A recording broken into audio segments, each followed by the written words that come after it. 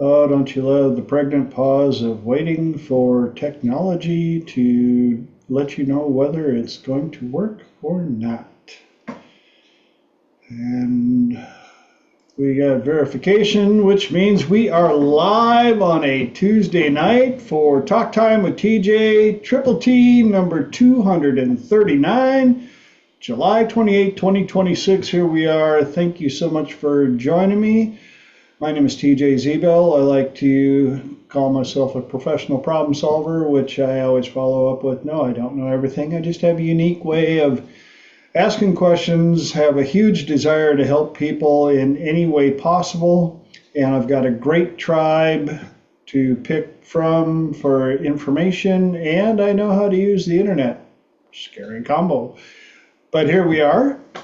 So glad you guys are here, and we are live on YouTube, and I've got to remember to start the recording and do all those fun things that we get to do tonight. And for those of you on YouTube, every week I get the privilege of saying, hi, Mom. Mom's up in Minnesota, yeah. And for the rest of you on YouTube, thank you for watching. Those of you watching the recording, I really appreciate, yes, start over. I appreciate you as well. So I would also appreciate if you would help me out, if you would be so kind. Do the quick little YouTube things. Click the subscribe button, ring the bell so you know when we're back on the air. Like some videos, leave some comments. I really appreciate the interaction. Could use a little help. Also, if there's something we cover that you know would help somebody out, please share these with them. It's not for my glory. We do this because we all like to help people. And this is one of the easiest, most affordable ways that you can reach out and help somebody else. So, what else? Yes, while you're on the internet, would you also please swing by my website, check it out. You'll find it at thetswb.com. The Tall Skinny White Boy.com is what it stands for. I've been the Tall Skinny White Boy since way before the internet. So if you go on, you find anything that says TSWB and it is not Tall Skinny White Boy, that is not me. Do not click on it. Do not judge me by whatever you find. That is not mine. Go to my website. There you'll find some of the stuff that I'm privileged to help people with, such as depression, anxiety, phobias, PTSD, grief, relationship challenges, still helping a lot of people out with that. I offer corporate coaching. I work with athletes from beginner all the way up to pro level. And a whole lot of other stuff. List too long to tell, but if you really want a deep dive into who is TJ, go on the About Me page and click on the little icon for the PDF download, and you'll get to see kind of stuff I do. What else? I do offer a free 30-minute consultation. That's right, no charge to you. 30 minutes of my time to ask questions, and I'll ask you questions. We'll go over what kind of goals you have, what kind of challenges you're up against, and if I feel like I can help you out, I will let you know. But I also promise you, if for some reason I feel we're not a good fit, I will let you know, because I don't want to waste our time and your money. And I will also help you find one of my colleagues or somebody that can get you the change work that you're looking for. There, got that intro done. Time to introduce the tie of the week. Been doing this since January of 24. Out of all my different ties, decided this would be a good one. Tell me if you recognize these clowns. Little Rocky and Bullwinkle action there for you. Hey, Rocky! Oh my gosh, that is Watch me pull a rabbit out of my hat. Hey, Rocky, watch me pull a rabbit out of the hat. Not again. I definitely need a bigger hat. Yes. Oh, the stuff that we got to enjoy as kids, and long before CGI and all the other stuff. Hello. I love the tie. It's a great tie. Well, we're at that point now where I'm looking for people that have cool stuff to share from the last 7 days. Who's got something cool they can share from the last 7 days? Or hot and breezy, or who knows what. Hi, everyone. I miss you all. Can you hear me okay? We can hear you. Okay, good. There he is. Hi. I had a feeling you were driving. I hope you had a great time. Mark, I can't wait to hear how your family vacation was. I missed you all terribly. Phoenix is doing well. She is officially coming home. We're not making it like a huge public thing, except here on YouTube where nobody will, see this. Don't tell anybody. She's coming home in less than 3 weeks officially. And one of the things that I really wanted to do in 2026 was to work and travel more. And that is something that my husband and I are doing right now. So it's very exciting. And I'm in Key West at the moment. And I feel like Childers is really excited about this. So, yay! Very cool. Anybody else got anything cool they want to share from the last 7 days? I was really looking forward to seeing you come visit, but it doesn't not happening yet. Yeah, I'm on jury duty. That's crazy, dude. You're telling me. You know how to get out of that stuff, right? Apparently not good enough. I even made the mistake of showing up in shorts when it apparently said in the instructions, no shorts. Walked in the room, it said no shorts. Walked into the courtroom, it said no shorts. I'm wearing shorts and they picked me. I'm like, because you're an anarchist, and that's probably Rebel. what they're looking for. Someone who's not going to follow the rules. And a little shout out to my buddy Chase Hughes. I'm in the selection room and stuff reading Chase's book, 6-Minute X-Ray for Rapid Profiling. Ooh, cool. And they still pick me. So what you need to do, especially in your neck of the woods, because you're in Texas, is you let them know that you do hypnotherapy. Yes. And then they're going to think that you might be connected with the devil. Yes, you're probably, you're right. Tomorrow I should show up with the big red book of hypnosis. And a gold watch. Yes. Don't worry, I'll cure the other person. They'll never do it again.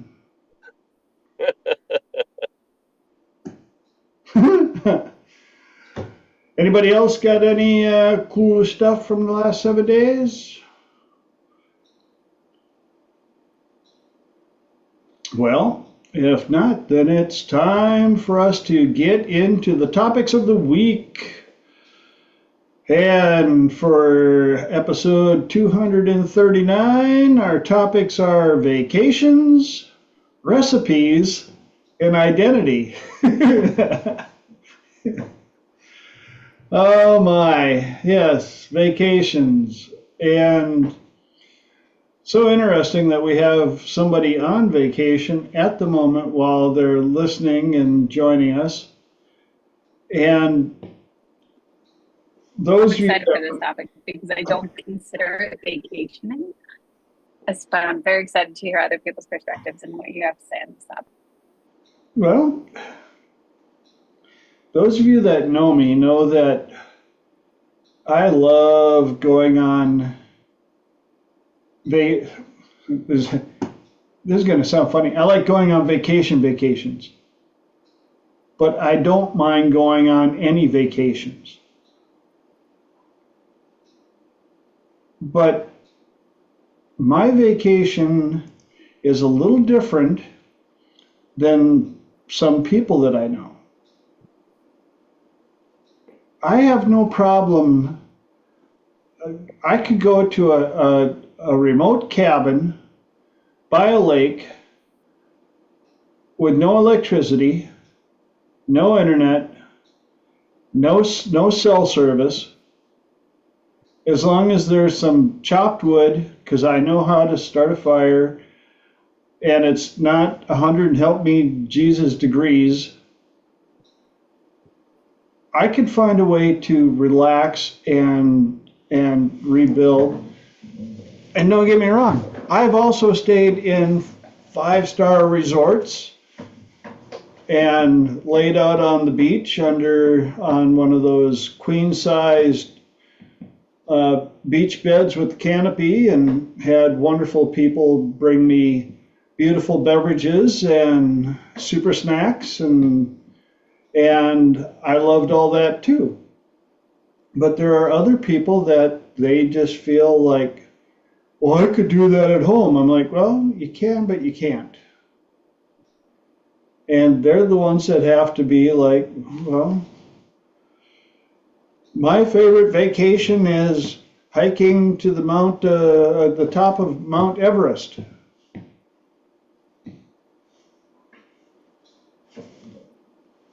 Good.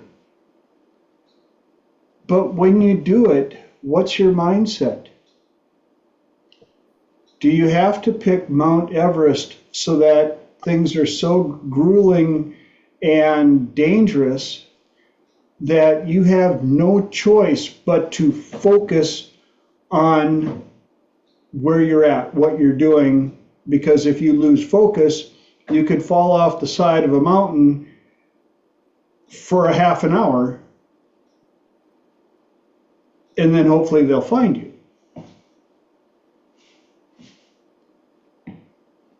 Lenora. I love this topic because I've done both, and very specifically this work and travel, I can do this one much more easily than hiking, because I love to hike, and I've definitely take me on a trail in Europe any day of the week. I think this one to me is different because this one is you're forced to relax, whereas the other one is it's a go, go, go, but still I find things to go, go, go in this type of situation, because I can't sit by a pool for like 8 or 10 hours. I go quite antsy. I could do it for like an hour, and then I'm like, okay, what else is new? But I think really it comes down to how present can you be, and Sure. what's your intention. If your intention is to work, great. If your intention is to move, great.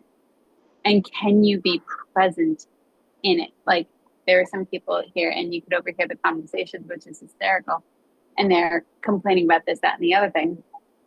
And I'm looking around, I'm like, this is really impressive. This is a great experience. And whatever was running through my mind. And you'll still see that in any area that you travel. So I think there's different things that come into it, but definitely what's your intention, and can you be there in that experience? And this is one thing that I've really noticed, is I've focused thinking a lot about the voices that would play in my head before, and even if there's resistance that comes up where it's like, oh, you should be doing this, oh, you should be doing that, who's talking, and can you give yourself permission to be fully present? Can you give yourself permission to enjoy it? And it really is very interesting to pay attention to those things, because the only one that's thinking about it is me. I'm the only one that's judging it. I'm the only one that's ever like fully present or judging myself over it. Nobody's standing there. I watched everybody in the pool. Not a single person went up to another person and was like, you shouldn't be enjoying yourself. You shouldn't be here. You shouldn't be wearing that. Nobody's doing that. Yet people do that in their head. And if you're doing that in your head, that's okay. But what can you shift? What can you truly let yourself relax and be present? 100%. I've been on the super active trips. When my wife and I had barely known each other, we went on a major, I think it was a 10-day trip in China. And I called it full throttle vacation because it was literally, you get up in the morning, do your stuff real quick, grab all your luggage, get on a bus, go to see something cool until late at night, check into a hotel, get in your room, go to sleep, get up in the morning, wash, rinse, repeat. And in 10 days, we saw so much, did so much stuff. But I did my best to stay present and take pictures and enjoy all of what was going on, so I can do that part. But I can also, like I say, do the do nothing vacation, the totally let my body relax without thinking about the 9,000 things that I got to be doing, like when I'm home. When I'm home, there's never a moment where I've been able to say, I'm all caught up, I can't think of anything I could do right now. It's only when I'm on vacation and tell myself, no emails, no schedules, chill. That's the only time that I can actually accomplish that. Because even when I go to Minnesota to see mom will tell you, I don't sit around and do nothing very much. I've got a bunch of things that I want to accomplish while I'm there. So that's one of the major advantages that I have of, say, going on a cruise. There's a good portion of the day where your options are lay around. Well, I take that back. There's a rumor that those cruise liners actually have a gym. I've heard about them. I saw one just to verify, like, yep, I've seen the Yeti. I mean, I've seen the gym. But I wasn't there to be gymming. I was there to say I saw it. Now I'm going to go gym myself on the lounge deck with a cold Slurpee something tasty thingy. Mark. Yeah, I think my vacations have run the gamut and, changed as I got older. But, when I was about 18, we did TWA tour of the British Isles.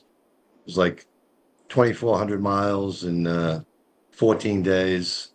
We went through Ireland up into, landed in Scotland. When I went down through there, I ended up spending a few days in London.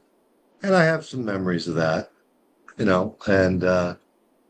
we diverted to see the folks in Ballybunion or Ballybunion, so we had a day away from the tour, but, and when I went to Disney with the kids, we had first time I went down there, had everything, had the unofficial Disney guide. We were going to go here. We first go to Space Mountain, then we're going to go across the park and get into Splash Mountain, Big Thunder Railroad, then go back. At every moment programmed, and I had one of those big honking video cameras on my shoulder, recording everything. And I didn't really, and then at night we'd hook it up to the TV in the motel room and replay the day. And I'm like, oh, so that was fun.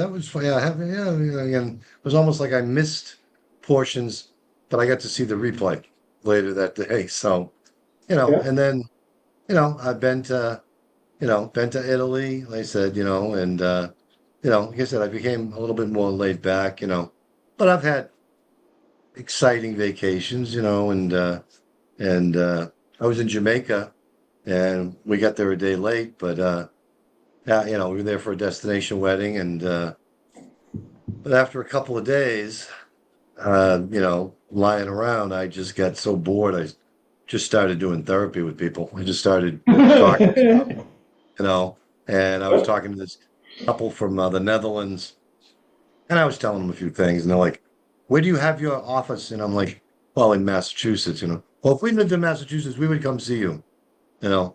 And then I was talking to a guy in the cigar at the resort on what is that bay, Montego Bay, and I was talking to him, and he was talking about his family, and I was, and every time I was going to leave, he'd come in, he'd go, "No, no, you wait right here," and he'd go into the humidor, and he'd come back with another Cuban. He wanted to keep me there.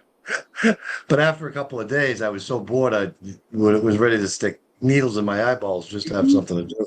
So I just reverted to type and started talking to people, So, but I've had, like I said, I've been on the cruise, and, they have all these things scheduled. You can participate or not, and, we had a lot of fun, like I said, but,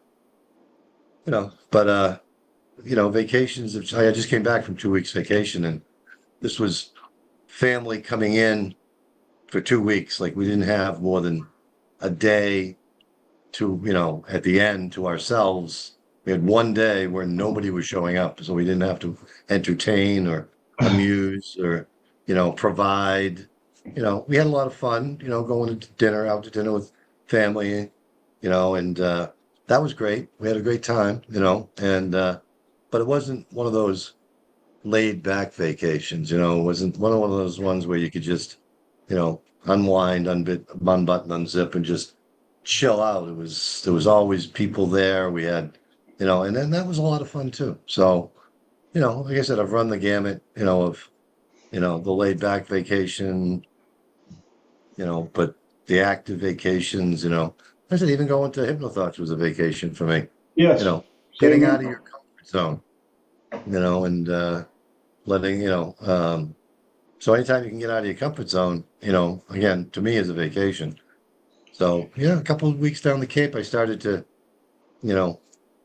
analyze the people I was seeing, in and around Chatham, Mass, and it was some insights were interesting. I really didn't see any homeless people, and I learned from a cop. They're like, yeah, if we get homeless people in Chatham, we take them out, give them a meal, then we drive them all the way down the road to Hyannis, and we drop them off and say, don't come back. So that's why they're homeless in Chatham. Well, now there's going to be people over there shipping them back in, going, they deserve to be in nice places. Yeah, well, Yeah. but again, it was, like I said, I had, but what I interacting with the people, I saw basically, like crushing poverty, crushing isolation, crushing depression. It's my new favorite word, by the way, crushing. I saw all this stuff, and I was like, like I said, people are, again, they're having a hard time all over, basically. Yep. And, but I got to interact with some people, but mostly it was family, and that was fun. But I also was glad to get back to get back home and deal with the, the day to day, because, I felt like I was Julie, the cruise director on the Love Boat. I had to make sure everybody was amused and entertained, and, it was a different role for us to host all that family, but it was great. Well, and I'm so glad that you mentioned more about work vacations. That there's that fine line I find in between the vacation, the work vacation, and the working from someplace other than where you normally work. And a lot of it has to do with mindset. Like you mentioned, hypnothoughts. Hypnothoughts to me was a vacation. It was crazy. It was exhausting. It was a lot of learning. It was a lot of seeing old friends and all of that stuff. But at the end of the day, I allowed myself to record it as a vacation. And I think that's one of the ways that how are you looking at your time away? I mean, I think it was last year, I went back to Minnesota, and 4 or 5 days of my trip there was to my uncle's place to work on his house. And I was going at it. I did a whole bunch of work on that house because it was my grandmother's house, and he inherited it when Grandma passed away. I grew up in that house. But to me, it was still a vacation. It was away from home. It was being of service to somebody that I love and care for. And when I came back, I was able to still have that feeling of, I call it vacation exhaustion. You're like, oh, back home. I get to sleep in my own bed, and now I've got to try to rearrange my brain into my home routine with my work and all the other things that we do from home. Holly's got her hand up. So many good things. As always, my mind is going a million miles a minute. So first of all, I'm so glad people are talking about vacation could be a mindset. Yes. When I was a youth, when I was a youth, one of my youth leaders talked about, she said the most amazing vacation she'd ever had with her friends. They used to go on vacations, I think, every year. And one year they just didn't have the budget, and so they decided to do a staycation. But they decided that all the rules that apply when they're on vacation apply when they're at home, because a lot of people don't do that. So rules like, for instance, we're not going to eat at McDonald's. We're going to make sure we find somewhere local that has like a very local cuisine, a local feel to it. And we're going to make sure that we're going to get excited, and we're going to bring our cameras and find things that we want to take pictures of. And we're going to make sure we're having experiences. And she says it was funny because she's in the same city she's in all the time, but approaching the same city with that attitude. You know, she said had some of the best food, places she'd never would have thought to eat. She met some of the best people, you know, and they said they had people, because like, you know, I live in Salt Lake City, so they were down on Temple Square doing the tour, and they had people who were from outside the state. They had no clue they were local, you know, and so they with all the enthusiasm they were showing and all the pictures they were taking, you know, they had no idea. The other people had no idea they were even local, and treated them like they weren't. And they got to meet with them and meet up later and maybe go do dinner together. And so anyway, I just love this idea that if we change our mindset, we can find a completely different community. And that's often why we have a different experience on vacation, is because we are bringing a different us, a different attitude to it. Another vacation that's not your traditional, but for some reason I keep thinking about that movie, What About Bob? Where basically Bob is told, you are going to go on a vacation from your problems.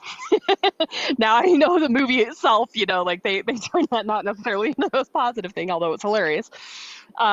But, you know, when's the last time you said, you know what, maybe I can't take an actual vacation, but I'm going to take a vacation from anxiety. And I'm going to list all the things I need to take care of before this week. Mm-hmm. And then for the rest of this week, I'm just going to say, you know what, I scheduled my next planning session at the end of the week.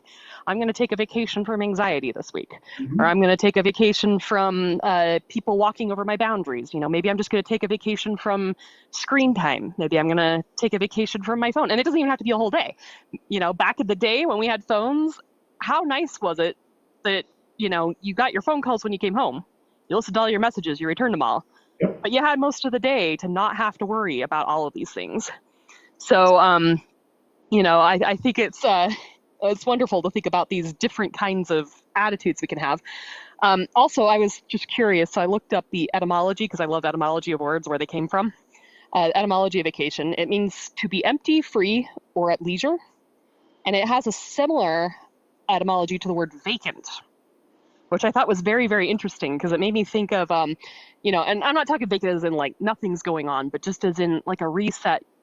Dean Graziosi, I know I've said this a million times, but the biggest thing I took from Dean Graziosi is we all think that it's the thing we add to our lives that's going to make the difference in our lives. But often it's the thing that we remove from our lives that makes space for the good things. Mm-hmm. So, how many people, now, once again, there's working vacations. Something else I thought about too is sometimes in order for one person to have a good vacation, somebody else needs to make space for that, needs to make it happen. Because, I know some people who go on vacation and they think the staff is all beneath them. Oh, they're in the service industry. They're not as good as me. And it's like, no, if you look at it a different way, this person may be giving me a massage today, but then that's going to make it so they can afford to go on a vacation next week. Yes. And, whatever I do in my business might help them do their vacation. So, there's that statement, you can't do vacation forever. You can't be on vacation 99.99% of your life. Maybe you could, but it would probably not be a healthy life. Now, granted, depends on, if you're doing a useful, helpful vacation, maybe it doesn't really qualify as vacation based on the way I'm using the term right now. But to everything, there is a time and a season. And I think vacation is a phase we're meant to cycle through. And when we feel guilty about taking a vacation, and we have to turn it into, well, I'm not going to get the massage because I feel guilty that the staff is having to work on me, not remembering that, but I'm going to help them when they're on their vacation, that can make it difficult. But also, we talked recently about being in a flow state. You could be so productive in a flow state, but the number one thing you need to do if you're getting in a flow state frequently is give yourself a vacation. And once again, it doesn't necessarily have to be in another city or something. But you have to have that mindset of I'm going to take a break and I'm just going to recharge and I'm just going to treat myself and I'm going to let my body get everything it needs. Because I was thinking about elemental theory. So for those who don't know, you've got your 5 elements in some systems, 4 in some, 3 in some. There's crossover. Anyway, wood is an element in Wuxing, but in some other systems, it's called the void. And I've always thought with that, if you want to create, you need space to create. If you want to create a painting, you need a canvas. If you, as just an example, and it may not be empty, but basically you're probably going to destroy it to create whatever you're creating, or at least cover it up. And I was just thinking vacations, I think, are kind of our void.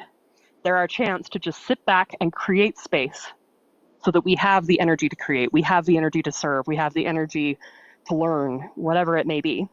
Mm-hmm. So, and once again, I love my vacations where I'm learning too, but I do sometimes wonder if people are either, one, not allowing themselves to properly have a vacation because of guilt, or 2, another one I hear a lot is I need constant distractions because if I take away the distractions, I'm going to be alone with myself. I think I've said this before. I'm going to be alone with myself and I might accidentally meet myself. And if you're on vacation with somebody else, I may actually meet them. And I'm terrified of who I'm going to meet. Mm. And I think, honestly, the person you're going to meet is much better than you think who you're going to meet is. And that's how, you face your shadow side. It's also how you face your light side as well. It's how you integrate who you are. It's how you become a better person. So I guess just, and then another thing, just Comic-Con. I did it twice. Once we said, I'm going to get our money's worth. And we went to every single panel and we went to every single thing. And don't get me wrong, it was fun and we had a lot of good experiences, but we were so dead by the end. And then the next time we said, you know what, we're going to pick the top 20% of things we want to do. And we're going to schedule downtime where we're just going to casually walk the floor. We're going to have, a little snack to the side. And it was so much better to not be running around and trying to do everything, but to just focus on the things that were, and I enjoyed both. I'm glad I did both. But just, it's okay to give yourself space. It's okay to not do everything. It's okay to meet yourself. And that's actually healthy because it gives you that understanding and that space and that re-energizing that you need to do the amazing things you're going to do when you're not on vacation. Miss Holly, not on Tuesday night, but the fact that you don't have your own podcast with the amount of information and knowledge and stuff that flows out your brain, it just astounds me.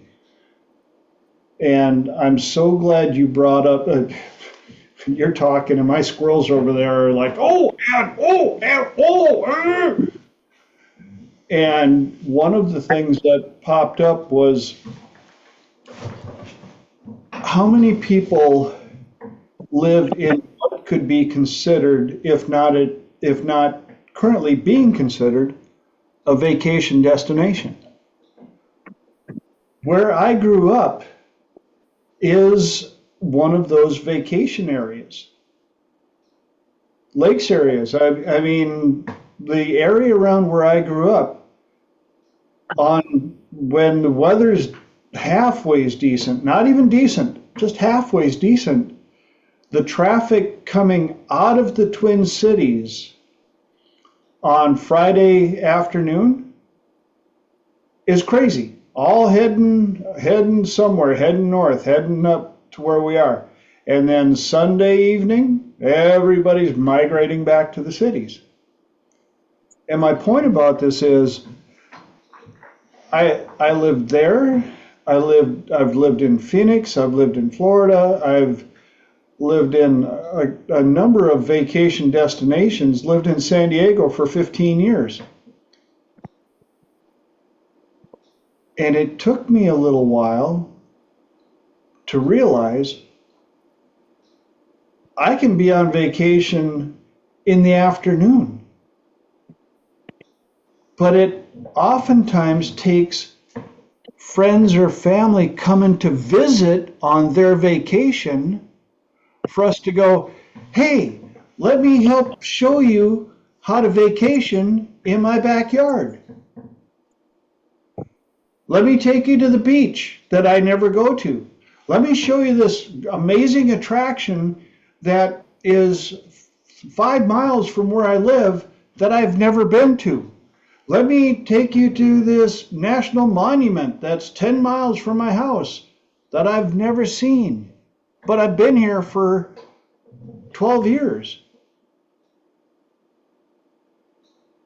And we forget, you don't have to travel halfway across the world to have a great vacation adventure. And why do we do this? Maybe what we need to do is, I live in Dallas, Fort Worth, and I see all these travel videos of top 15 things to do in Dallas. I think we've done 3 of them.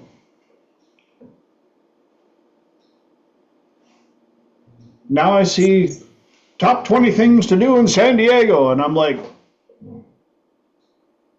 I didn't even know about that one. Why? Because we're so set on, this is my home area, and this is where I work, and I've got my routine, and I'm too busy because I'm on my busy schedule, and I can't do any of that vacation stuff until somebody gives me permission or a reason to come and show up and make me do vacation stuff. Right, Mark? Absolutely. Growing up in Boston, I never walked the Freedom Trail. Never went to Faneuil Hall, until I got older. And a friend of mine used to live at the foot of the Bunker Hill Monument. I said, have you been up there? He goes, no, it's right at the top of the stair, at the top of the hill.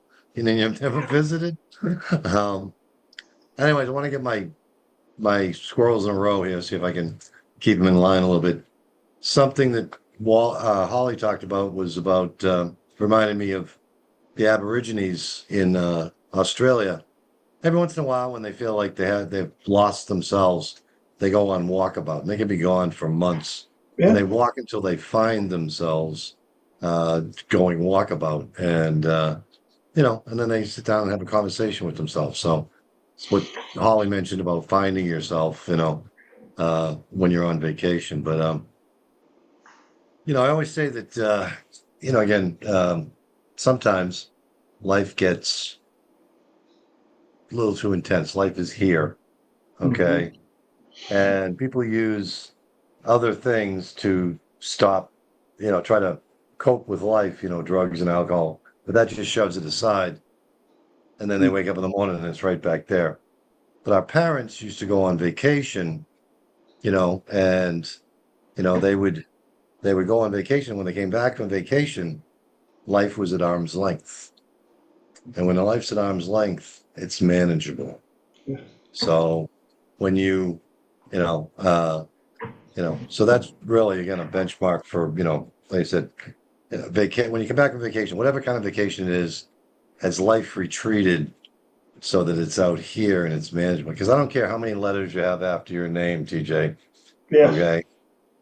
First of all, this starts to feel normal after a while. Yep. Okay. And it's very debilitating because life is not supposed to be in your face every day. It's Mm-hmm. supposed to be out here. The only way to get, so when somebody asked me, how was vacation? Well, and again, I used a cowboy metaphor. I said, well, I got all the knots out of my lariat. So I guess it accomplished its purpose, because when I came back, life is out here. And when it's out here, it's manageable. And I think that's what, the ultimate goal of vacation, whatever kind of vacation you go on, and even a vacation from anxiety or whatever, but does it function to make life go back out here? Because when it's in here, it can be very overwhelming. And I fully agree. The amount of studies that they have now on the benefits of vacations is overwhelming. Thank God I got to be part of World Ventures for as long as I did. It introduced me to so many good things, including, personal health and growth and all that stuff. But it showed me how important intentional vacationing is. And the amount of research done showing why all the top CEOs and all those people that have the money, why they go on vacation so much, because they have proven that they become more productive the more vacations they take. Because when they get away from the office and they can get away from the emails for a little bit and they can recharge a little bit and they can rearrange some of the stories that are in their head, and they come back recharged, refocused, and they can see their list and go, no, priority, bam, bam, bam, and they can knock it out. Whereas if they would have just stayed in the office and done the grind, it would have taken them longer than it did, including the time they were on vacation. Michael. All right. First of all, when we talk vacations, you're talking to the master of vacations. Yes. That's what I do, because I live on vacation, and vacation is a state of mind. Unfortunately, in America, we are on the work, die program. Yeah. We think that our job is more important than the family and the quality people that we're around. And we don't understand that our job will replace us just like that. Yeah.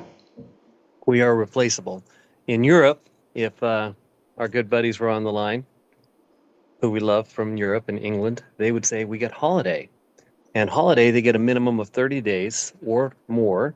They have to take it. It's mandatory.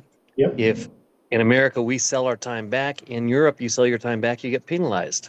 Yep. They live longer, they're healthier, their marriages last longer, Yep. and they have to take a minimum of 30 days. Now, to go into what Holly was talking about, when we look back at our younger selves and what was important, do you remember what you got for Christmas when you were 8? Right. No. Mark, you remember when you went on vacation with your parents because they took you to the Grand Canyon, or they took you here, and that's the glue that keeps relationships and families together. Mm-hmm. And so that's where Americans are missing it. And Lunch Money Club, little things like this, global, they force people to do things. Vacation ownership forces people to have that glue, which is so important in our lives. Mm-hmm. So anyway, sorry for getting on the soapbox, but it's important. No, that's what this. Yeah, I'm on my soapbox as well. I'm like the the research is there. The evidence is there. Everything you said, when I was in Europe, that was one of the things they commented about, that they think that we're just absolutely berserk, that we're happy that, oh, I got 2 weeks vacation this year. This year? Two weeks? God, a whole 14 days? Like, wow. Yeah. And then we sit there and wonder why everybody's stressed out, tweaked out, trying to figure out ways to check out. And yeah, I'm right there with you, Lenora.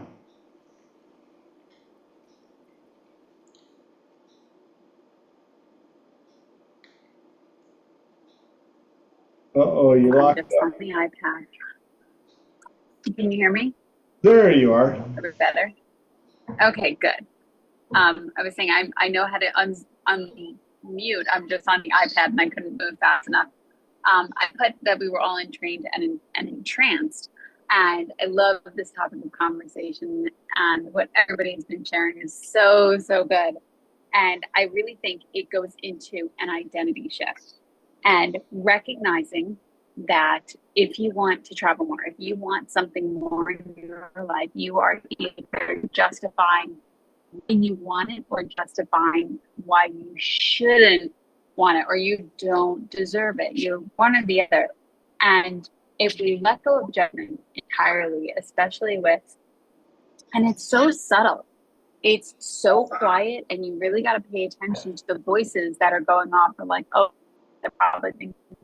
And I've caught myself a number of times going, perhaps, maybe they are having up, they're supportive, or they're not even caring, and it doesn't even affect them. Perhaps it's just you, Lenora, that you're sitting here judging something about this.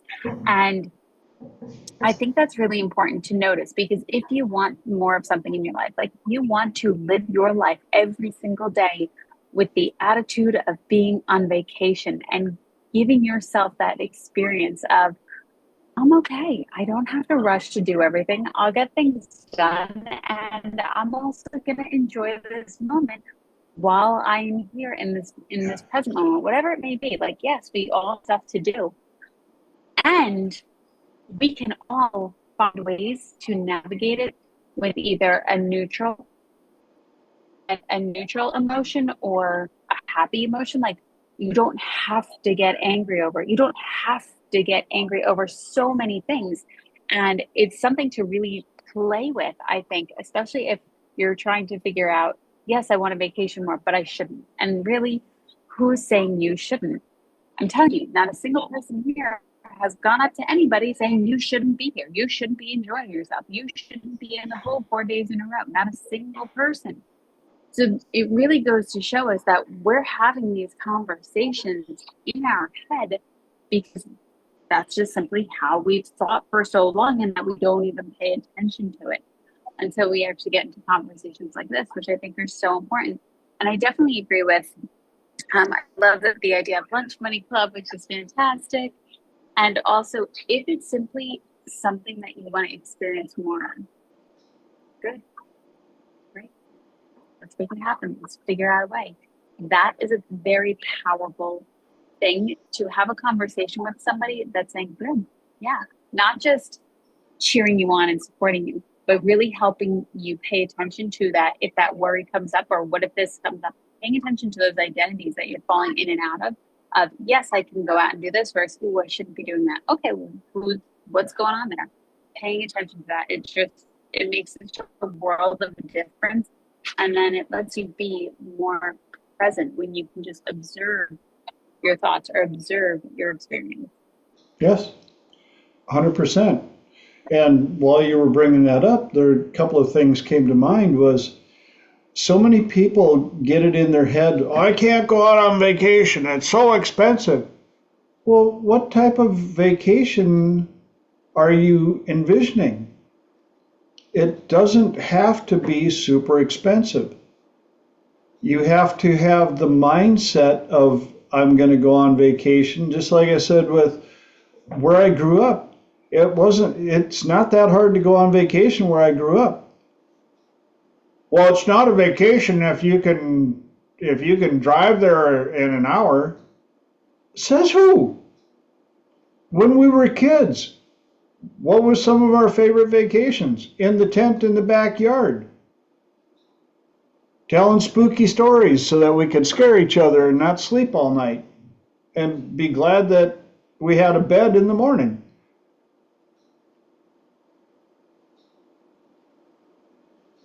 The other part that I wanted to bring up was a lot of you have heard me talk about my mom who lived in the assisted living industry. If you're really having troubles justifying going on vacation, go to a retirement home, go to an assisted living area, place, talk to the people there and say, do you have any regrets? You know one thing they're not going to tell you? I regret not working more overtime. I wish I would have worked 6.5 days a week instead of 5. I just think I should have worked a whole lot more. No, a lot of them you're going to hear, and I've talked to them. I've got to meet them. You know, they wish they would have had a little more fun. Saw how many of my clients and friends and all the above, if you've been around me, you've heard me say, you need to get out. You need to see the seas, smell the smells, touch the touches, feel the feels, and get some experience, have some fun. Recharge. Mark. Yeah, another category that we haven't touched on is trauma bonding vacations, small ones. You can go on family vacations, go camping, 57 times, but what's the one family vacation that everybody brings up at holidays? Oh, it's the one where the tent leaked and all our clothes got wet, and and we had to spend the night in the bathroom because that was the only dry place in the campground, and they don't remember the 27 other family vacations that went perfect. They always remember the traumatic one, small T, and that's the one they always bring up on holidays. Oh, do you remember when we went camping and we ended up spending the night in the the car because the tent leaked and everybody's stuff got wet and we were all again, they always bring up that particular vacation. That's because that's kind of like a trauma bonding experience. It's the exact same reason why I always told my newly engaged people, when you're getting ready for your wedding day, do not wish for a perfect wedding. Wish for a memorable one. A memorable one where nobody got hurt, but maybe somebody passed out. Maybe mom spilled. I had one where mom spilled because even though I told them not to, said have something for people to eat, but have Sunday go to meat and buns. No mayo, no mustard, nice and boring, nice and easy to eat, everything. But because mom was an adult, she could have a sub with some mayo and a little olive or a little oil and what you call it. Took a bite. Vinegar. Right, yeah, oil and vinegar right down the very front of her dress. Looked like she peed herself. We haven't even taken pictures yet. And I'm like, where's the mother of the bride? It's time to do pictures. And they're back there like, oh my gosh, I wonder if the dry cleaner is open yet. I'm like, no, weddings happening like tick, tick. So I went into full, and they still remember it today. I went into full solution right now. I said, okay, you just got to trust me on this. Do you trust me, Mom? She's like, yeah. I said, I need a scissors, I need some pins, and da da da da da. And she had this little chiffon overlay, and she's like, okay. They brought me the scissors, and I'm like, whoosh, whoosh, cut the big section out, folded them back and pinned them to her dress. I said, there, now you've got a nice open overflow. It gives a slimming effect. You look beautiful. They were like, oh my gosh, that does look better. You're incredible. They remembered that more than the rest of the day. Like I say, they still see, oh my God, I remember that when you took a scissor to mom's wedding dress that she, and yes, memorable. And it doesn't have to be big, monstrous tragedies. But if you can still be in the vacation mindset, was the tragedy worth laughing at? Was it, in the end, was it the good part of the vacation? Was it the fun part? Are we talking about it and laughing and all the above? Yeah. Lenora, Lenora, you have 4 minutes left, and we're on topic number 1. Yay!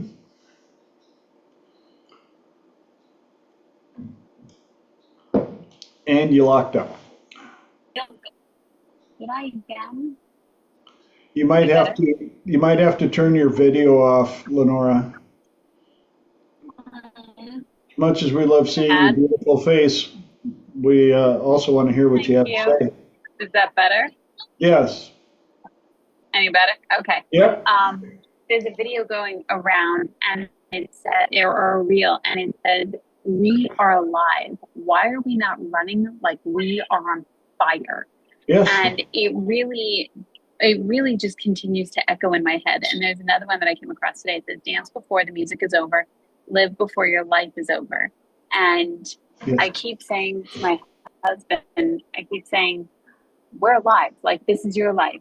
This is your life right now. This is us lifing right now. This is us living our life right now.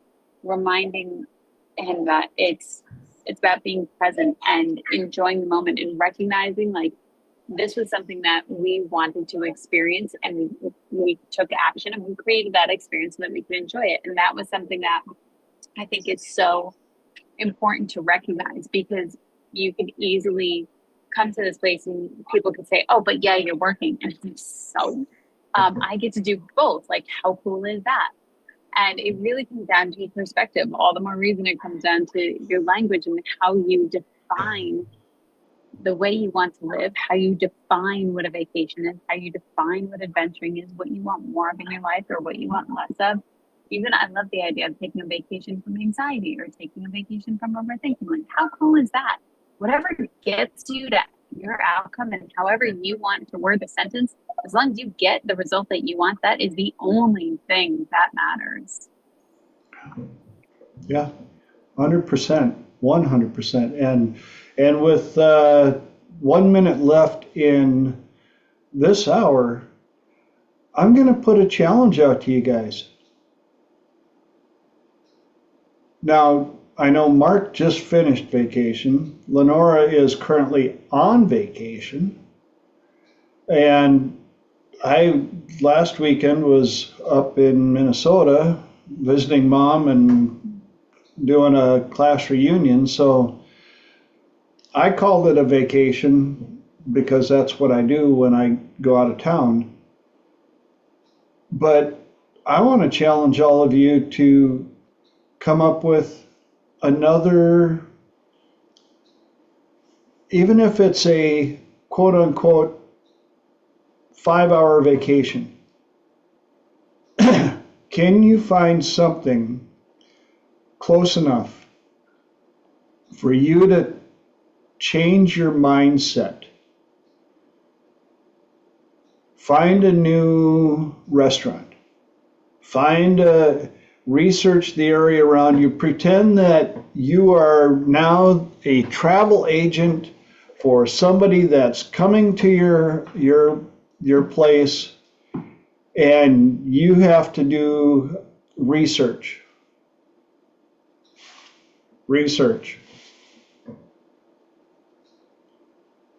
And go in a vacation mindset to that place. Shut off your phone. Don't get to talk business.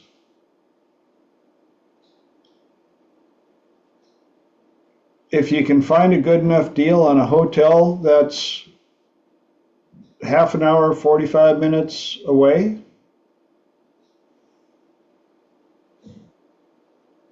go stay. But with the right mindset.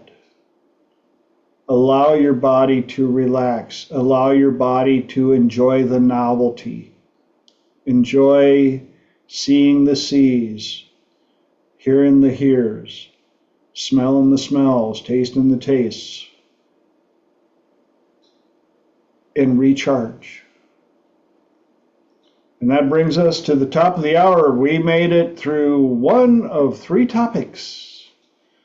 Woo! So, we have a whole another hour, and for those of you that are joining us late, the way this works, it's a 2-hour show. We've already completed the first one. Second hour is open mic, open platform. Anybody on the call can bring up a topic or a question, and I let the people on the call answer first because I like to learn as well.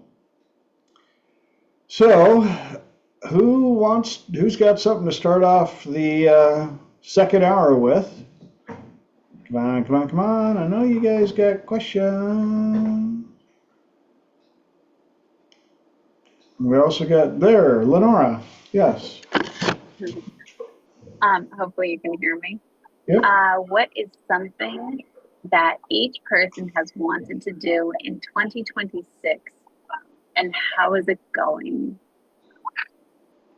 Are you accomplishing what you want to accomplish?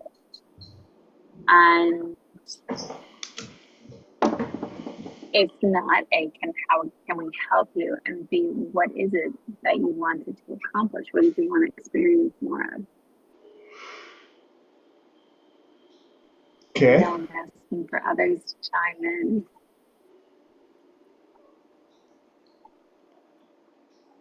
Did everybody catch that? I'm going to see if I can quickly paraphrase. What did 2026 start out with for goals?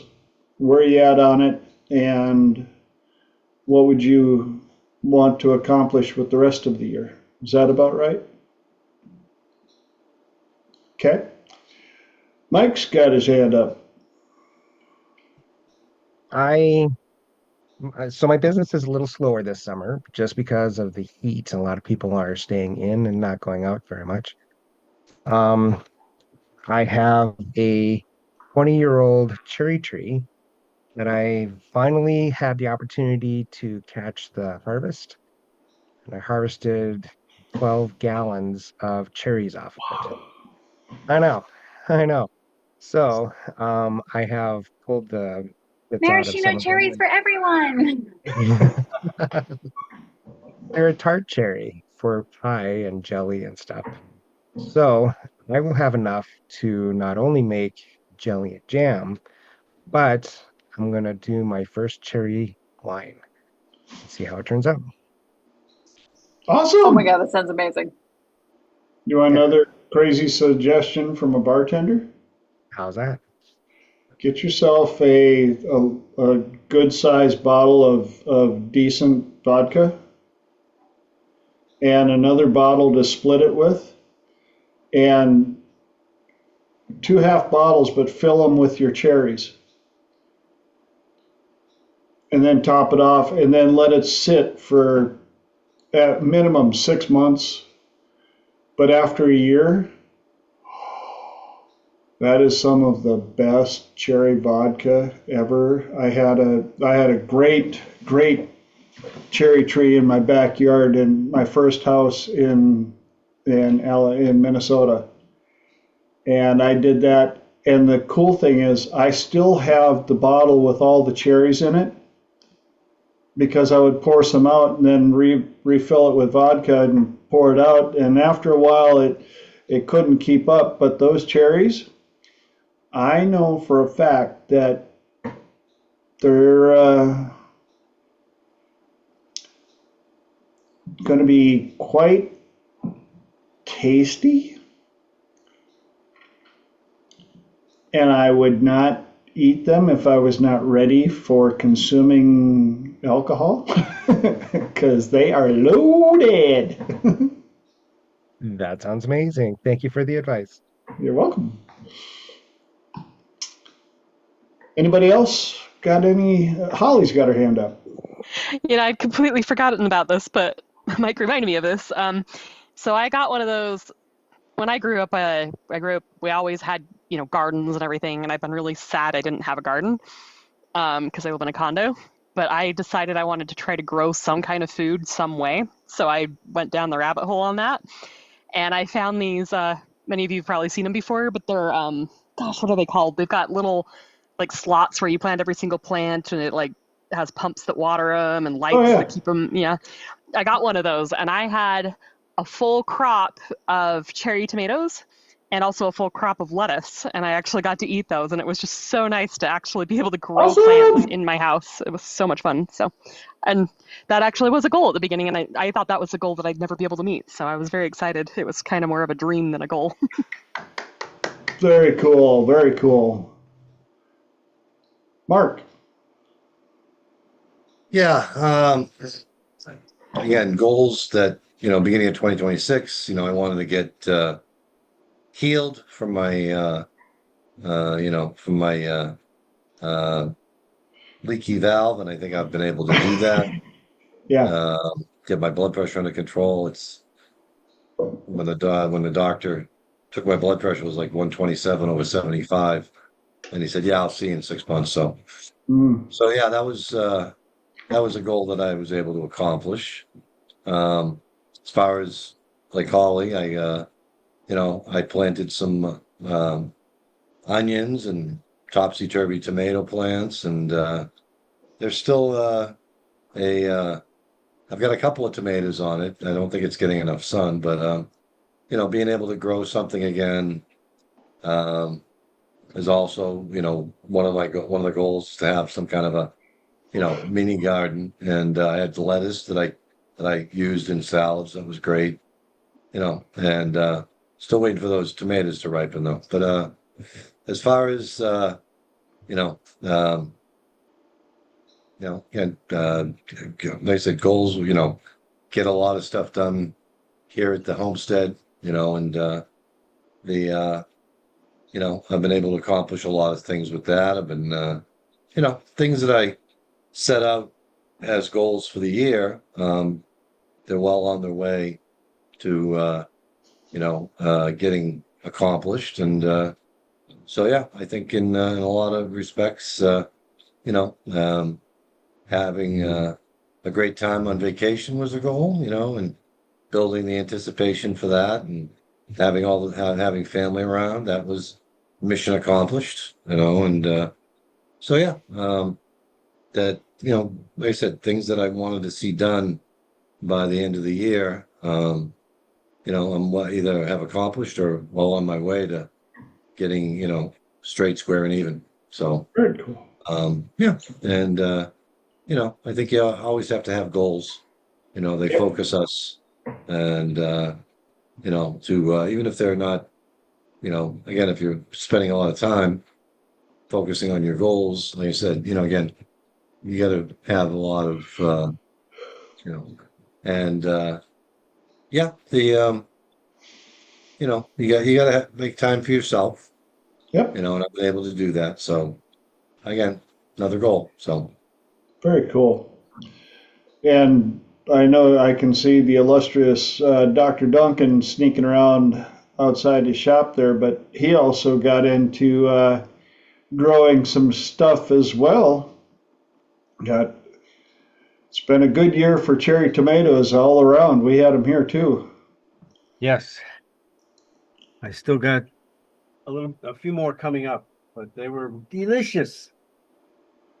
it's so cool when you grow your own. Even though we all joke like, oh my gosh, the amount of time and money I put into to get a buck and a half worth of tomatoes, Yep. but the flavor and just the knowledge of knowing that you have that ability is really cool. Yep. Also glad to see Elijah showing up. Miss you, brother. Glad you're here. Appreciate you. And Holly's got her hand up. By the way, I have to 100% agree with that the taste is way better. Learning a lot of techniques to make them cheaper too.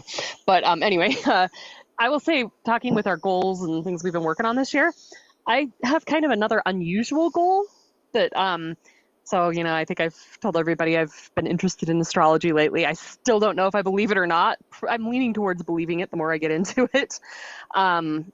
But is this year, the number one thing it says is it would be a good idea for me to treat this as a cocoon year. And I thought that was a really interesting phrase. And it said basically the goal is, it doesn't mean don't have any goals at all. Of course not. But it said, maybe your top goals should be being kind to yourself and being gentle with yourself. So, that has been one of my goals of treat this year as healing, treat this year, and a cocoon was a really great phrase. I think if they had said this is a nothing year or a lost year, like that wouldn't have resonated with me. But saying, it's a cocoon year, it's not that nothing's happening, it's just a lot of it's happening beneath the surface, preparing you, like a butterfly to actually break out of the cocoon in a couple years. So I actually did take that to heart. And so a lot of it has been, once again, not making excuses for being lazy or anything, but being gentle with myself and recognizing my limits. And I'm not talking about fake limits, but having healthy boundaries would probably be another way of putting that. Good. Of basically recognizing this is a good thing for somebody to expect me to do. This is a bad thing for somebody to expect me to do, and it's not fair that they expect me to do it. And saying, you know what? I'm allowed to choose what I'm supposed to do. I'm not supposed to expect. So, and as far as how well I'm doing with it, I'd say I'm probably at like 60%, which is interesting because it sounds like such an easy goal. But I'm giving myself credit because 60% is still something. But also recognizing that I have space to grow on that one. So. Awesome. Very proud of you. Anybody else got anything they want to share on? And Guillermo, for those of you that are watching live on YouTube or watching the recording, you don't get the pleasure of getting to read the comments section, and we've had some really good ones in there. And Guillermo added on there, my goal is still going. One goal is to get ready 14 books to read 14 books this year. So far, 7 completed. Lose 30 pounds. So far, down 17. Learn more about NLP, 30%, and hypnosis, 10%. Personal life change my mindset. 2 hours personal transformation for me in the morning, starting at 6 a.m., still going, right on. 80% on track, set limits, 100% ongoing, very cool. Other personal goals still going on and on track, but now those goals are not based on motivation, they're based on discipline. All those are on paper. I love the fact that you added on at the very end, all those are on paper, tracking them so that they're not just a wish.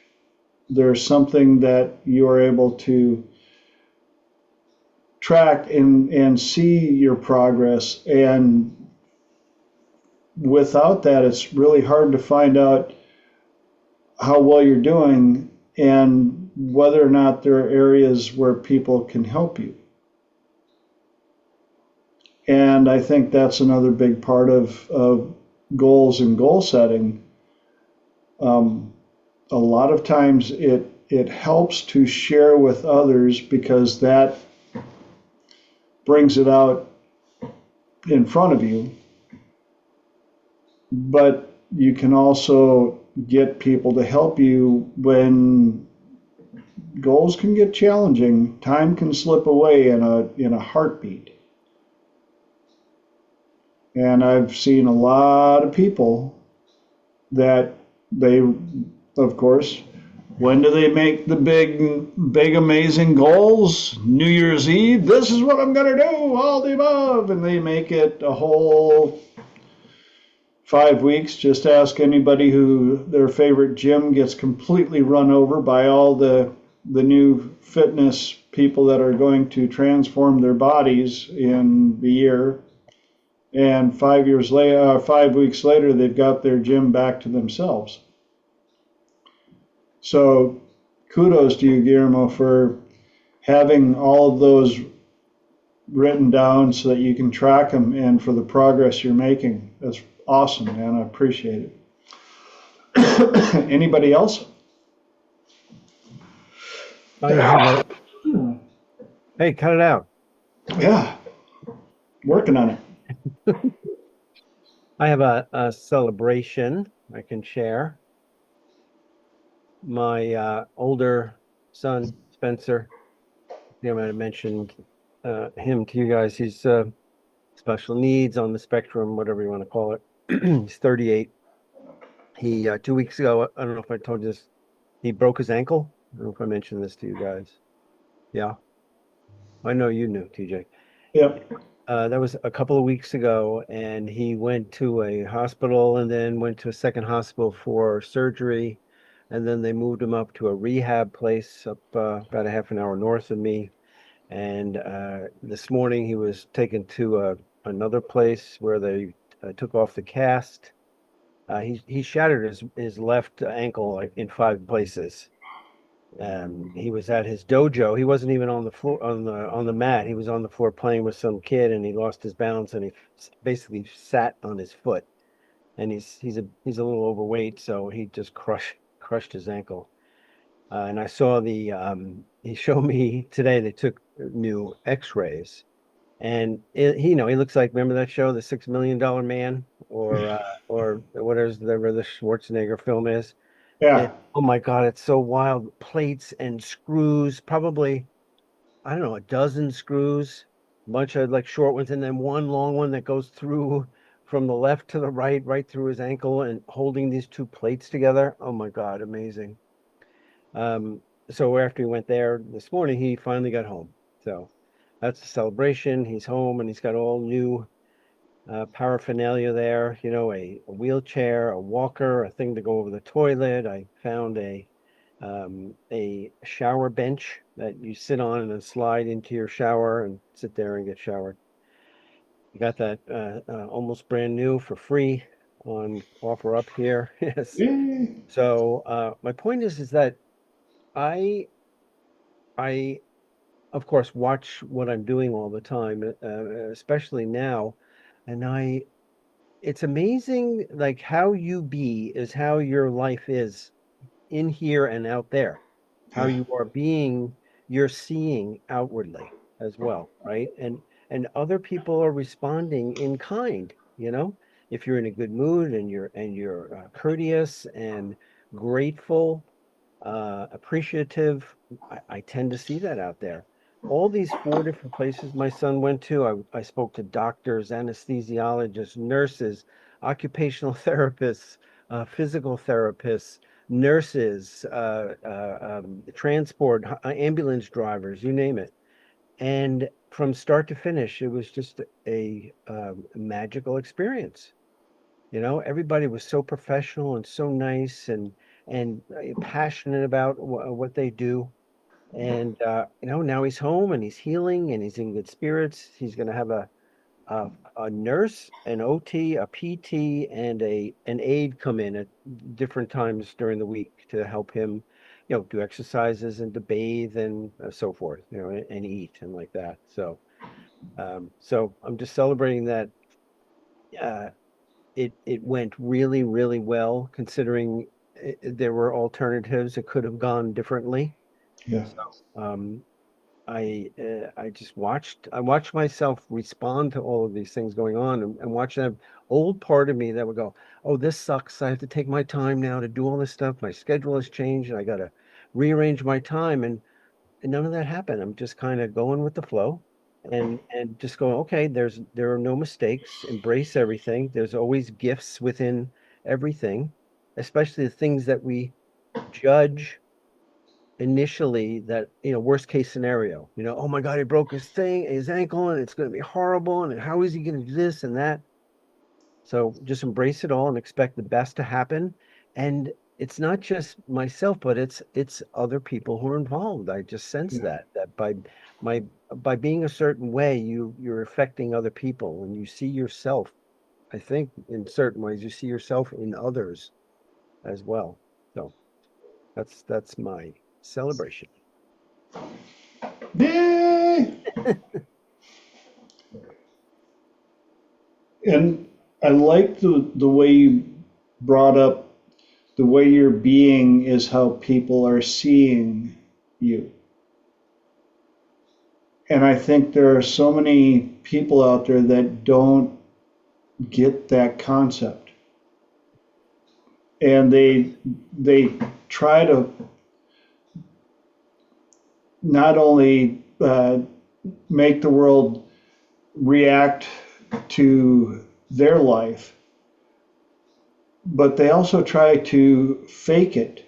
They try to hold so much stuff inside, and they can't understand why things aren't going their way. Yes.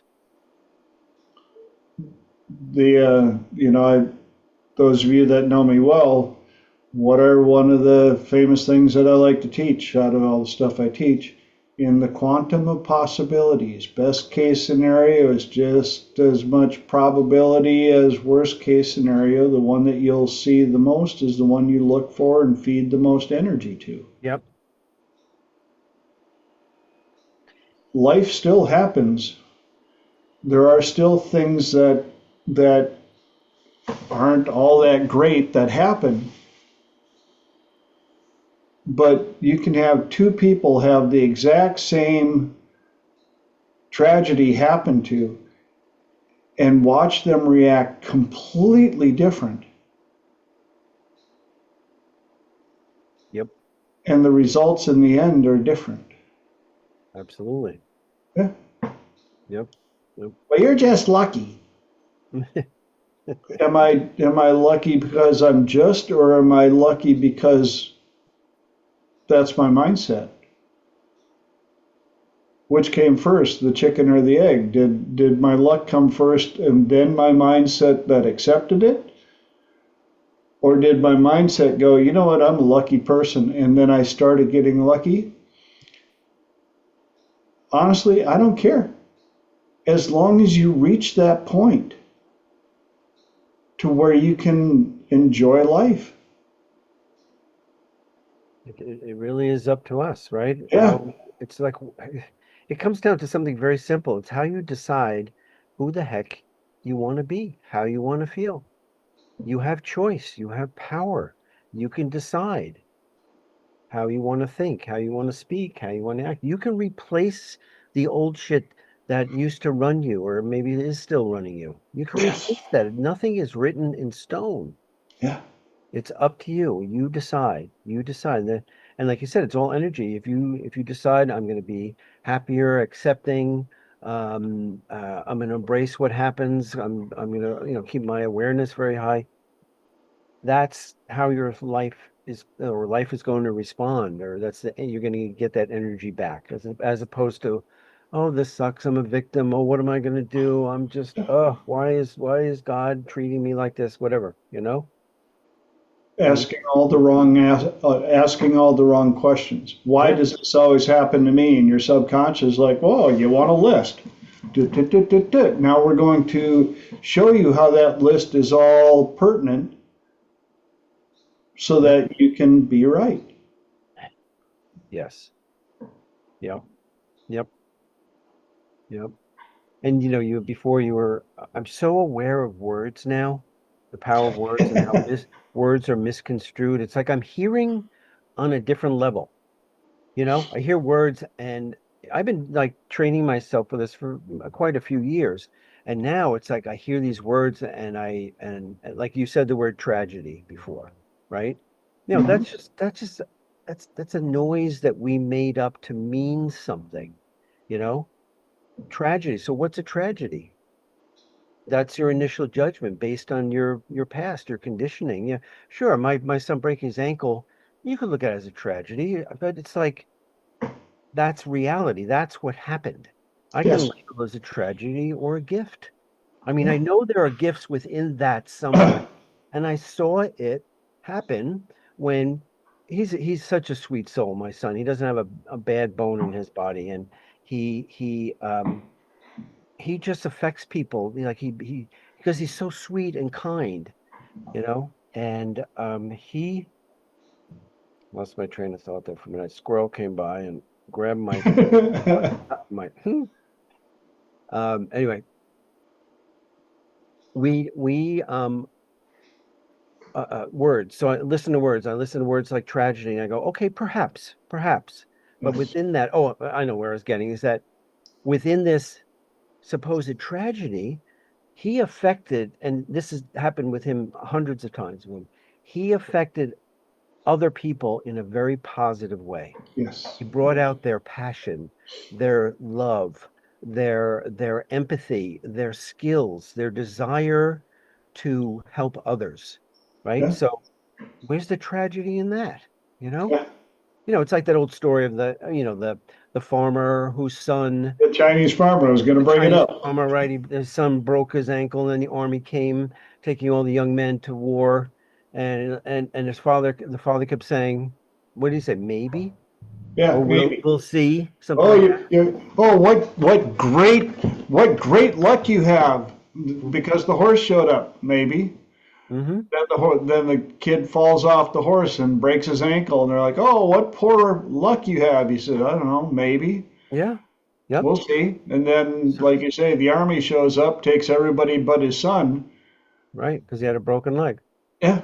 Right. So this man was living in the present, right? Accepting that what was going on, watching his own ego and judgment, and deciding that it was just reality. Yeah. I keep seeing these videos on Instagram about that. It's like, stop arguing with reality. Reality, universe, source energy. It's a lot sharper than you are. We're a bunch of dumb Fs here. We really are. We're so dense, and oh my God, we're so manipulated and badly programmed, you know? Hmm. The universe, source energy knows exactly what it's doing for each of us. So just see that and know that, and watch what happens in your mind when something happens, and you watch those old words, the old reactions. Maybe you feel something in here, right?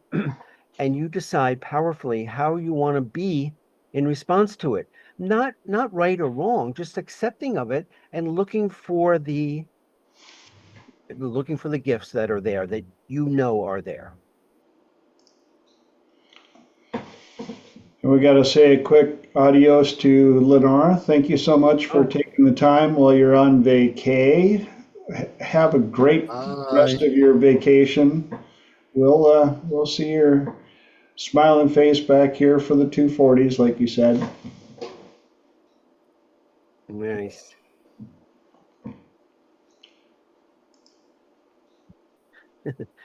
Are you seeing this frozen picture of Lenora?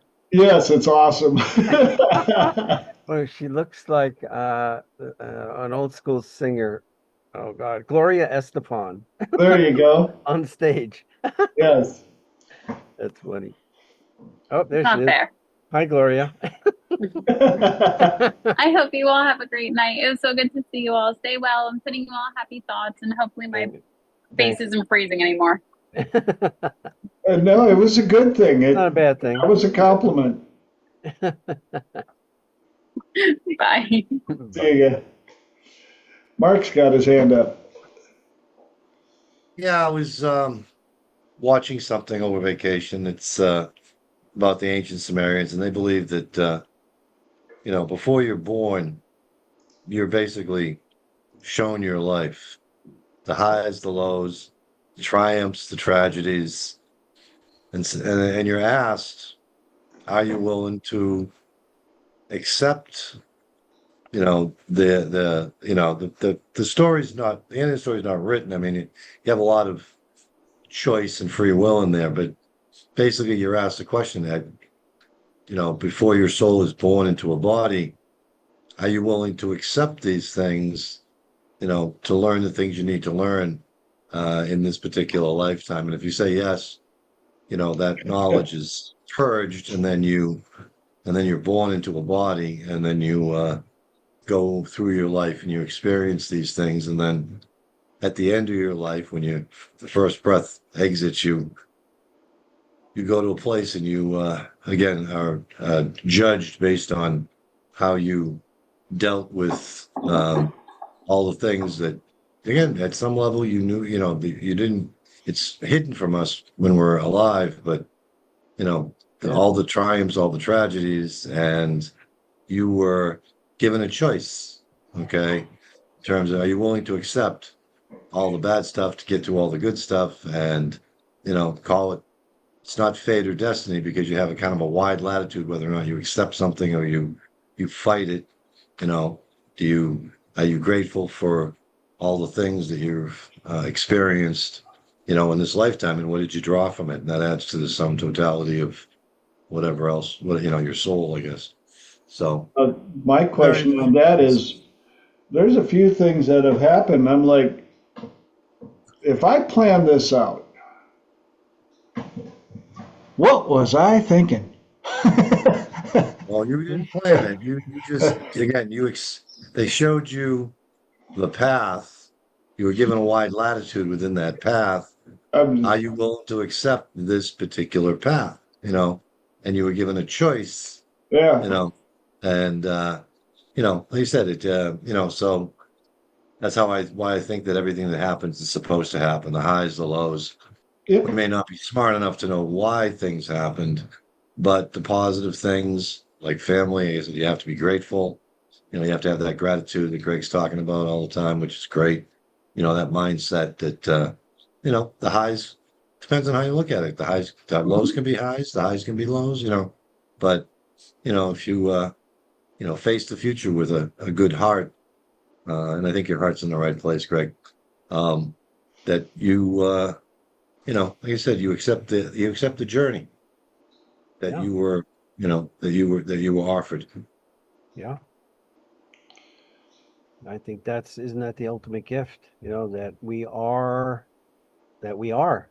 conscious of ourselves, that we are, Beings. like, Right. imagine, have you ever thought about, like, if you weren't ever created, if you had no consciousness, right? The contrast between that and what we get to experience. I think there's so much that is not conscious, and we got to be conscious this time around, maybe other times too, right? Just the fact that you can think, you can reason, you can feel, you can express, you can create, you can connect with others. When I get high enough at night and I think about this, it's like, man, oh man, the magic of who I am and what I am and the capacities that I have. I said this before, just think about this vessel that's carrying you around and keeping you going untethered to anything, right? You're just floating around and you have nothing to do with it. Except, when you get thirsty, you drink something, you get hungry, you put some food in your belly, and, maybe some people have more consciousness of their body. But the point is, like, we're in this miraculous machine that to me alone, and there's so much evidence, that to me alone is just proof that I'm a gift. You know what I mean? And I've said before too that I think we're agents of God here. People have said, God knows everything, that, like, from the Catholics, for the first couple of years of my life, Catholics would tell me, oh, God knows everything that is, was, and will be, and blah, blah, blah. Like, I don't believe that. God's not finished. Aren't we ever expanding? Isn't the universe ever expanding? Don't you always want to think bigger, better, improve your skills? And I think as agents of God here, realizing that the miracle, I mean, the humbleness of that, like, oh God, thank you that I was chosen to be here at this time doing this. I must be kind of, I don't, for lack of a better word, special or chosen or something like that, Someone said that if there is God in every man, it's like a nugget of gold buried in the mud, and our job is to clean off the mud. Yeah, and see it, recognize it. Yeah, sure, sure. So by what we're doing, especially our, digging deep, getting to higher states of consciousness and realizing certain things, that the utter importance of what we're doing here, and as we're doing every moment of our lives, is God the ultimate consciousness of all that is it not expanding all the time? I don't think it's ever going to be finished. They say the universe is expanding at a million miles an hour or something, and it may never stop. Who knows? But that's proof that everything is expanding and rhythmic and wants to do the best it thinks it's capable of doing, and hopefully beyond that as well. So I am humbled every day just by realizing who and what I am, and my friends and family, and it allows me to look at life a little bit differently. I'm less judgmental, because this is not an easy thing either, is it? Not an easy thing. Coming to Earth is like, yeah, for some people it might be a picnic, but I don't know, man. I don't think Earth is for the weak of heart, if you're gonna. Well, one Takes courage to face what we all have to face. Mm-hmm. One thought that I had, that perfect segue here, is, why is it that when something happens, it can be one person's 3 and yet another person's 10, and one person's 10 is another person's 3? Yep. And a lot of it's mindset and all the stuff that we strive for, to where, okay, why, instead of why is this happening to me, what is it in this that is happening for me? Why do I get to do this? Yeah. When the only way is through, when the only way through is through, then I might as well find the best way to go through it. Right. Mm-hmm. I watch so many people, and it breaks my heart, where they're just like, I have to do this. This is gonna suck. It's gonna be the worst thing ever. And I'm gonna hate every second of it. And I'm like, of course, and then it is. It sounds like you're pretty. You're doomed before you start. You know what? I think I'm probably not gonna go with you, because things are not gonna go well on purpose. You're gonna be a self-fulfilling prophecy, and I don't want to watch it. Like my idea of it's gonna work out one way or another. It's gonna work out. Mm-hmm. And even if it doesn't, it's still I'm on the trip through. Yeah. Yep. Holly's got her hand up. Oh, I'm loving the question in general of why is someone else's 3, someone else's 10. And I think definitely a lot of it could be mindset, but I had a few other thoughts too, is, sometimes we look at people and this concept of we all have strengths and weaknesses. And am I comparing my strengths to someone else's weaknesses, or am I comparing my weaknesses to somebody else's strengths? So I was thinking, for example, if something came up that I needed to create an Excel spreadsheet for something, for me, that would be the best opportunity ever. This is awesome. Somebody else might say, I can't do that. This is so much anxiety. There's no way I can learn that skill set. And a lot of it's also too, if somebody who knows me well needed to create an Excel spreadsheet and they contact me, you have a resource, there's somebody who can help you through it. So sometimes it's not even just your skill set, but it's also your community. And does your community have the skill set, and are they willing to help you when you get there? And some of that, you could build. Some of that you might, if you just because you don't have somebody in your community, doesn't mean you can't go out and meet more people. And also, you might have somebody in your community and not even know that you have somebody in your community. Yes, Mark put in the chat, one of my clients back in the day said to me, everybody has a wheelchair. He was in a wheelchair. Some of them you just cannot see. That is just, Yeah. Said it so well. Oh. That is exactly it. We talk about the fish and the monkey, like the The fish might be saying, how is it that this monkey, it's a 10 out of 10 for him to hold his breath for 5 hours? That's just so easy. Where the monkey's saying, how come it's a 10 out of 10 for the fish to climb the tree and get the coconut? It's, but also another one that I don't know if people realize, when you go with 5 element theory, every one of us, we all have all 5 elements, no doubt. But most of us have a dominant element, which means that if there's a creation cycle and a destruction cycle, and if the element that destroys you happens to be the one attacking you, if that's the theme of what's coming after you, it's probably going to bother you more. And this might have more to do with interpersonal relationships. But so for example, I'm a water personality and earth controls water. If I get someone who has a ton of earth in their personality and we get assigned to a project together, in some ways we'll help each other really well because we've got such different approaches to the work. But chances are they are going to get on my last nerves. Or on the flip side, water destroys fire. If I get assigned to a project with somebody who's got a fire energy, I'm probably going to get on their last nerve and not even know I'm doing it. Because, once again, they don't destroy me. I just destroy them.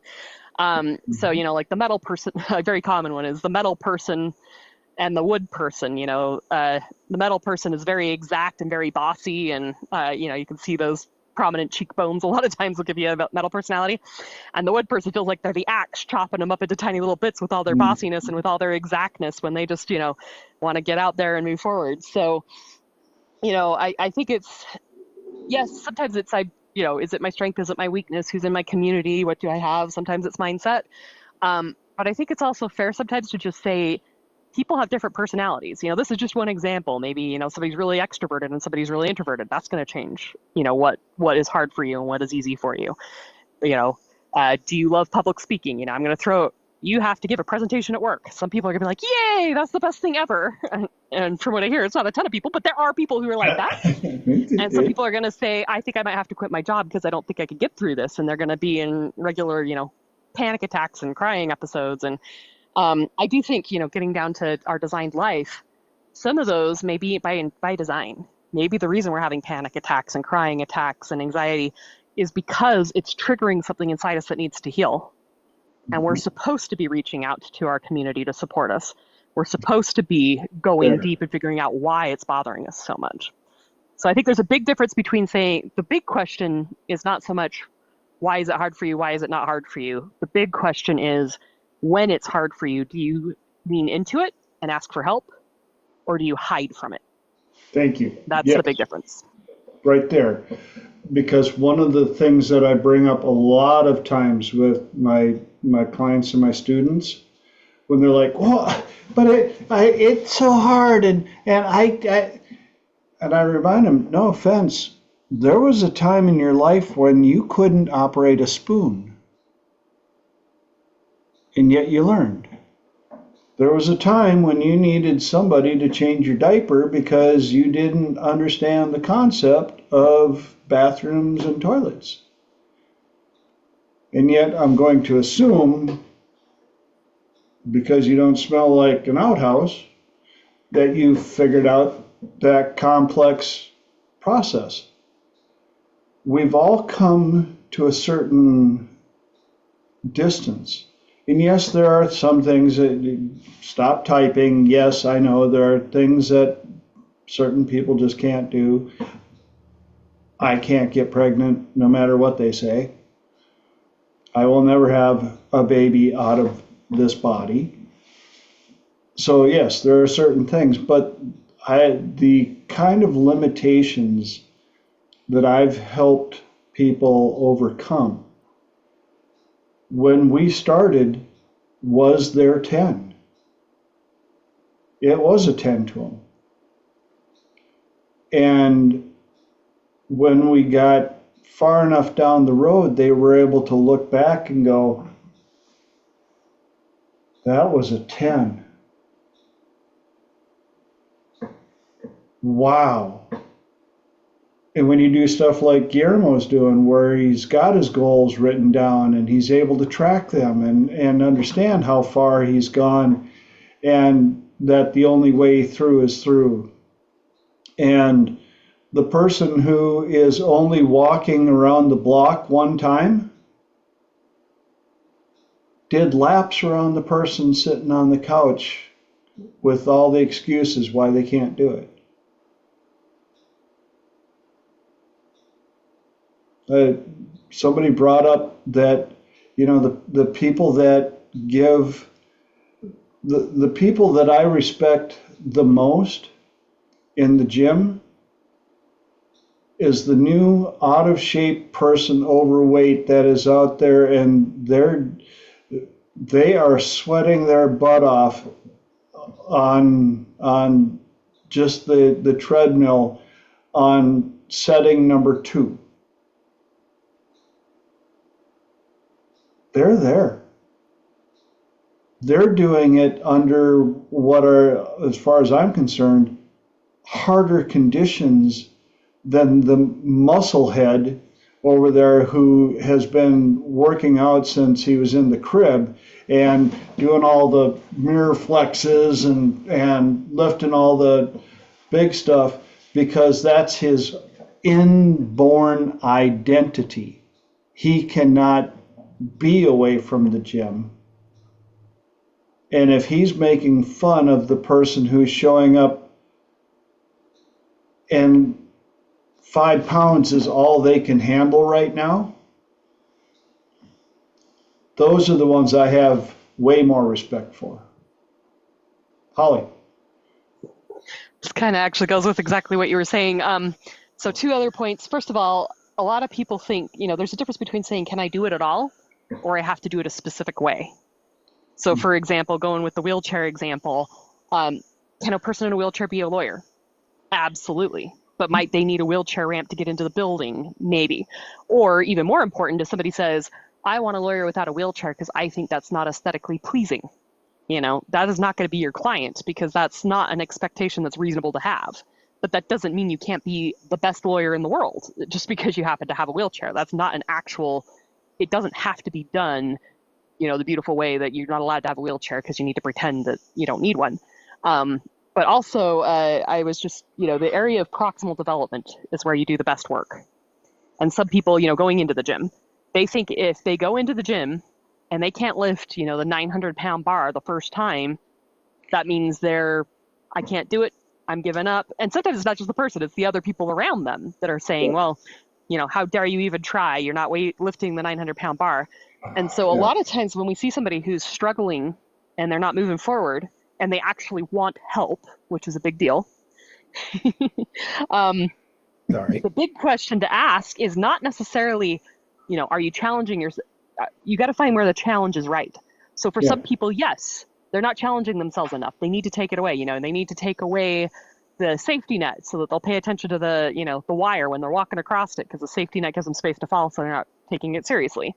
Mm-hmm. But, for some people, the reason that they fail in math is because they're so bored because their teacher isn't making the class challenging enough, and they zone out, and so they just can't do the class well. So right, so that zone of proximal development is getting that sweet spot for challenging. It needs to be just challenging enough, but not too challenging. So not so challenging that you're bored, but also not so challenging that you're overwhelmed. So some people may come in, and what you need to do is make it more challenging. You need to find ways to tweak it and get them to do more. But sometimes the person is so overwhelmed and it's so brand new, and they have, the skill set is just so new and so not, it's not a habit, it's not been practiced, it's not been internalized yet. And you need to say, oh, you're going in and trying to lift the 10-pound weights because you think that's the bare minimum that you have to do. No, your job is to put your shoes on and go sit in the gym lobby for 5 minutes. Yeah. And, if that's all you could do, and that's what actually gets you where you're supposed to go, you're going to, it could be a lifelong gym habit that you're building just by sitting in the gym lobby for 5 minutes. Mm-hmm. So, don't ever get stuck at the place where, you think you're not doing it because it's too easy, so you make it easier and you make yourself more bored. But also don't be in the place where you're not doing it because you're overwhelmed, and so you increase the difficulty and make yourself more overwhelmed. Be honest with yourself and where you are and what you can handle, and tailor the size of the task to what you're able to handle. So many good things. Girl, I keep telling you that we covered a number of times about the guy that that was obviously out of shape, overweight, and came in to the gym, and the guy at the front desk watched him park in the parking lot for 2 days for 5 minutes and then leave because the guy had a unique car. And then the third day, he came in and walked in, asked what the prices were, and got a brochure, went back out, got in his car, left, and they started making fun of him. He came back the fourth day and walked in and just walked around the gym and looked at stuff and left. And finally, when he came in to get to pay them for the guy goes, "Why did you wait so long?" And his reply was, "I was building the habit of showing up to the gym. Because if I knew I didn't do it like the way I did, I would probably show up, get overwhelmed, and never come back." Makes a lot of sense. Yeah. And Mark put a great comment in called The Imitation Game. Sometimes it's the people that no one imagines anything of end up doing the things that no one can imagine. That's the fun thing of going to reunions. I've got a couple of classmates that, I'll admit I'm just as guilty as the ones that judged me, and watch some of these people. I'm like, wow. I never thought they would do something that crazy with their life, and they went out and did it. And yet a whole bunch of my classmates figured I would be a mechanic in the small town of Miltona the rest of my life, and married a couple of times and have a couple of kids. So you never know. And yet, if it wasn't for my plot twist, left turn, quote unquote, tragedy of losing everything in 2007, I don't know how I would have ever met any of you. And I've told you many times, I put off doing Triple T for 3 years. The thought was there, wanted to do it, but I didn't think that I had enough stuff in my head to do more than 3 episodes. And we are on 239 with your guys' help. Mark. Yeah, another story I'd like to tell about a woman that I worked with. She was pretty much bedridden, but every day she'd get up. She would, with help, she'd get, showered, dressed, changed. She would get on her clothes. She would go to the day program. And I told her, I said, I can't imagine the amount of willpower that you have to marshal every morning just to get out of bed, to get dressed, and she was in pain, but she was going to, she wanted to do this. She wanted to get up. She wanted to go see her friends. But I said, I had so much respect for you, because I couldn't imagine having that amount of willpower that to have to just face the morning, get up, and every action was an effort, immense effort. And I told her, I said, I can't imagine the amount of, willpower that you have to marshal every single day. Yeah. When you were telling that, it reminded me of Wayne Dyer when he told the story about the elderly little old lady in the assisted living place where they were moving her to another room. And so the tenant came down to get her and said, "Oh, your room is on the other side of the building, and it faces east, and the sun comes in the morning." And the little lady said, "Oh, it's just perfect. I love it. It's absolutely perfect." And the attendant said, "Well, you haven't even seen it yet." She goes, "I don't have to. I've made up my mind that it's perfect, and so it will be." Yep. And so many people miss that little part. Mhm. Like we've talked, you hear these people that will tell you how sucky things are going to be. We're going to this thing and we're never going to get a parking spot. Oh, and it's going to be people, it's going to suck. Oh, well, okay. I don't want to go with you. I'll meet you there because I'm going to get a good parking spot and I'm going to have fun until I run into you and hear about how bad everything is. But after you leave, I'll go back to having fun because I'm going to have a good time.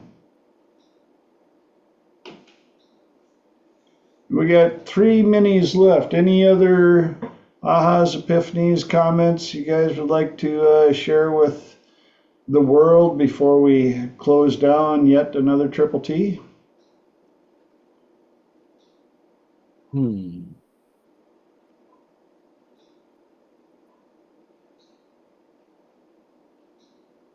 Yeah.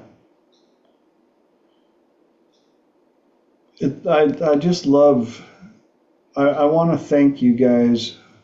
I know Elijah had to pop off a bit early. I wish I could have told him to, but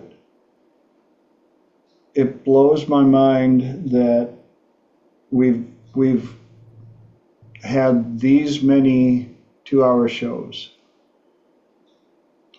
I mean, basically we're one episode away from 480 hours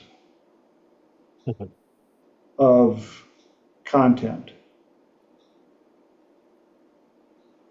And I know that I couldn't sit here by myself in front of a camera. Okay, I'm going to take that back. That was a very limiting belief. I don't believe I would have been as incentivized to do this many if I had to sit here by myself and just yak and be a talking head. So thank you, all of you, those of you out in YouTube, and the comments that were put on some of the videos and things of that nature. Thank you.